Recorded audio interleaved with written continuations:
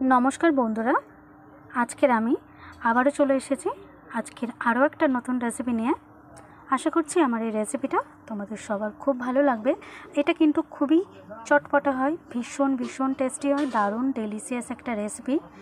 আর যে কোনো পরোটা কিংবা নান কিংবা রুটি যে কোনো কিছুর সাথে কিংবা কচুরি একদম ফাটাফাটি লাগে কিন্তু রেসিপিটা যদি দেখার পর ভালো লেগে থাকে তাহলে প্রত্যেকবারের মতো রিকোয়েস্ট হলো অবশ্যই করে একবার বাড়িতে ট্রাই করবে।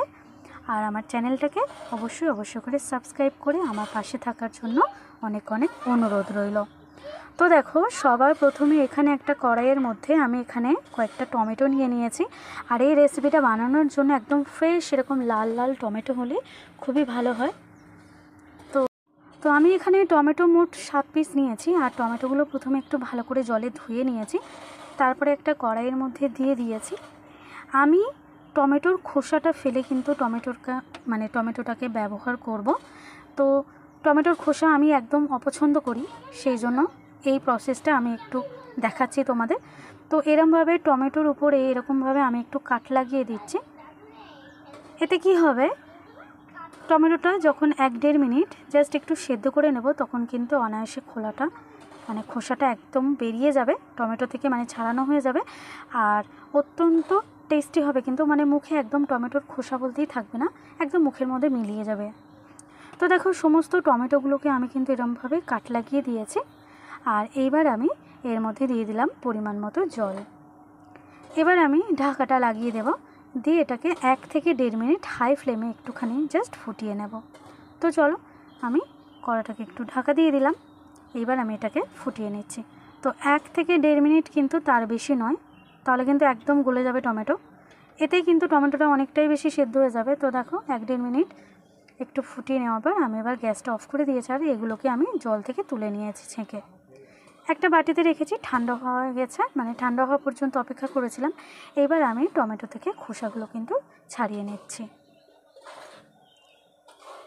রেসিপিটা কিন্তু যে কোনো সন্ধেবেলা যারা বাড়িতে রুটি পরোটা খেয়ে থাকো, তোমরা অবশ্যই কিন্তু এই রেসিপিটা একবার ফলো করবে। তো দেখো, বাটির মধ্যে কিন্তু যেই বাটিতে টমেটোটা তুলে রেখেছিলাম সেই বাটিতেই আমি টমেটোগুলো এরকম 4 ভাগ করে কেটে নিচ্ছি। এইভাবে আমি সমস্ত টমেটোগুলো কিন্তু রেডি করে নেব। আর এদিকে দেখো, এই রেসিপিটা বানানোর জন্য এখানে আমি কয়েকটা মশলা নিয়েছি। এখানে আছে গোলমরিচ হাফ টেবিল চামচের মতো, মৌরি হাফ টেবিল চামচের মতো, এখানে ধনিয়া 2 চিমটি আছে, গোটা জিরা আর 2 চিমটি আছে মেথি। তো সব কিছু কিন্তু আমি কাঁচা অবস্থায় এরকম একটু শিলে বা হামানদিস্তা একটু এরকম ভেঙে গুঁড়িয়ে নিতে হবে। এবার আমি কড়াই বসিয়ে দিয়েছি ওভেনের মধ্যে। আর এর মধ্যে আমি দিয়ে দিচ্ছি পরিমাণ মতো তেল। তো আমি এখানে সাদা তেল ব্যবহার করছি। আর এই রেসিপিটা অবশ্যই করে সাদা তেলেই কিন্তু তোমরা বানাবে, কোনো রকমের সরিষার তেল কিন্তু ব্যবহার করা যাবে না। পরিমাণ মতো তেল দিয়ে দেওয়ার পর এখানে বড় চামচের মোট 1 চামচ পরিমাণ তেল আছে। এবার আমি এর মধ্যে দিয়ে দিচ্ছি 1-2 শুকনো লঙ্কা, আমি একটু কেটে মাঝখান থেকে দিয়ে দিলাম 2 তেজপাতা শুকনো লঙ্কাটা জাস্ট একটু নাড়াচাড়া করে নেব। এবার আমি যে শুকনো মশলাটা আমি একটু আগে দেখালাম, যেটা আমি গুঁড়িয়ে নিয়েছিলাম হামানদিস্তায়, সেই মশলাটা কিন্তু আমি এর মধ্যে দিয়ে দিলাম।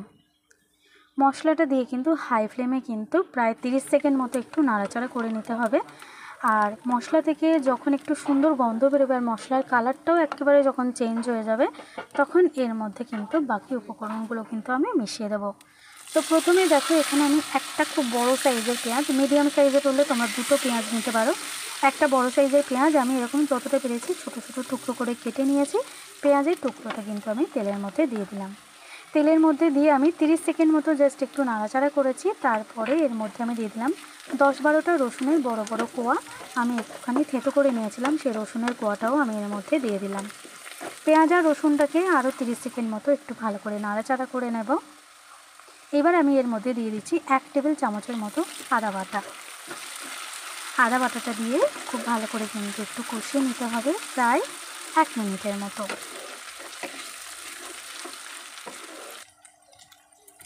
তো 1 মিনিট মতো একটু কষিয়ে নেওয়া হয়ে গেছে। এবার আমি এর মধ্যে দিয়ে দিচ্ছি 1 টেবিল চামচের মতো লঙ্কার গুঁড়ো আর 1 চিমটি মতো দিয়ে দেবো হলুদ গুঁড়ো। হলুদ গুঁড়োটা না দিলেও চলে, কিন্তু আমি একটু রঙের জন্য হলুদ গুঁড়োটা ব্যবহার করছি। লঙ্কার গুঁড়ো আর হলুদ গুঁড়োটা পেঁয়াজের সাথে ভালো করে একটু মিশিয়ে নিচ্ছি। তো চলো, মশলাটা কিন্তু মোটামুটি একটু রেডি হয়ে গেছে। এবার আমি এর মধ্যে দিয়ে দিচ্ছি কেটে রাখা টমেটোগুলো, সেদ্ধ করে রাখা টমেটোগুলো দিয়ে একটু নাড়াচাড়া করে নিতে হবে প্রথমে। তো প্রথম 2 মিনিট কিন্তু আমি একটু ঢাকা খোলা অবস্থায় একটু নাড়াচাড়া করে নেব এরকম সুন্দর করে।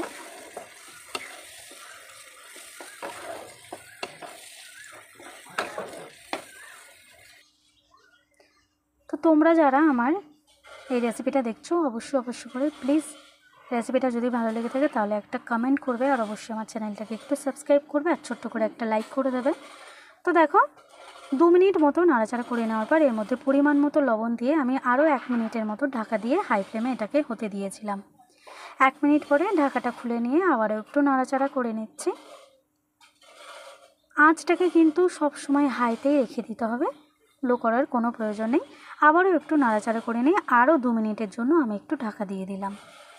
2 মিনিট পরে আবারও ঢাকাটা খুলে নিচ্ছি। দেখতে পাচ্ছ যে গ্রেভিটা হয়েছে, এর উপরে কিন্তু একটু তেল ভেসে এসেছে, মানে প্রায় কিন্তু কষানো হয়ে এসেছে।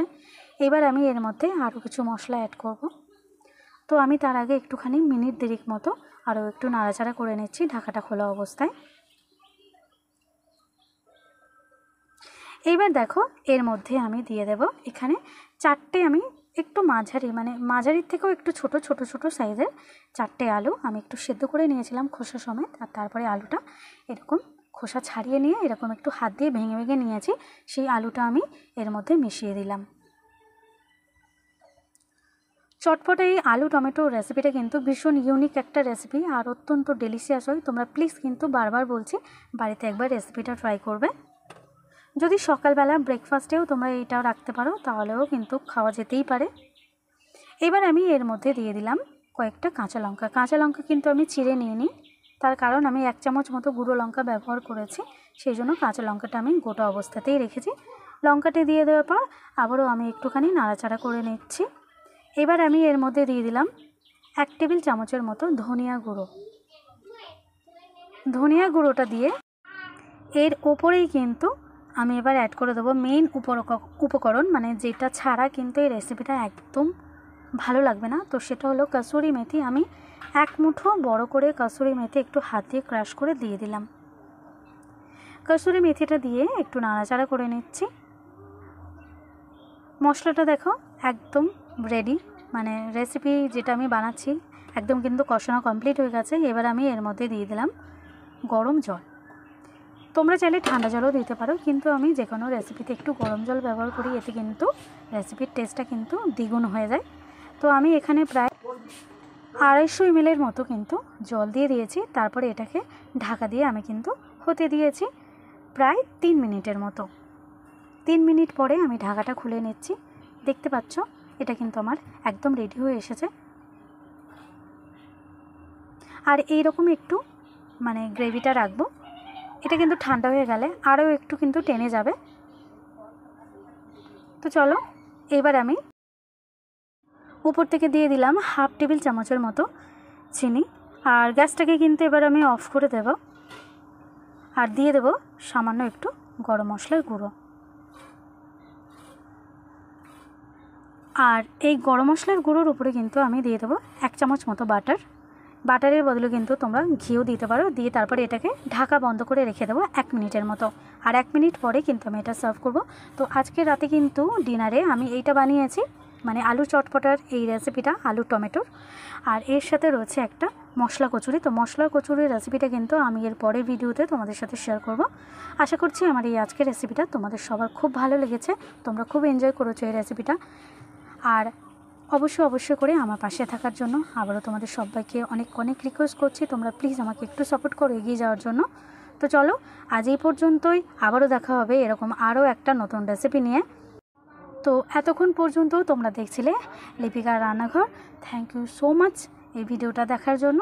তো চলো, সবাইকে টাটা, আর সবাই খুব ভালো থাকবে।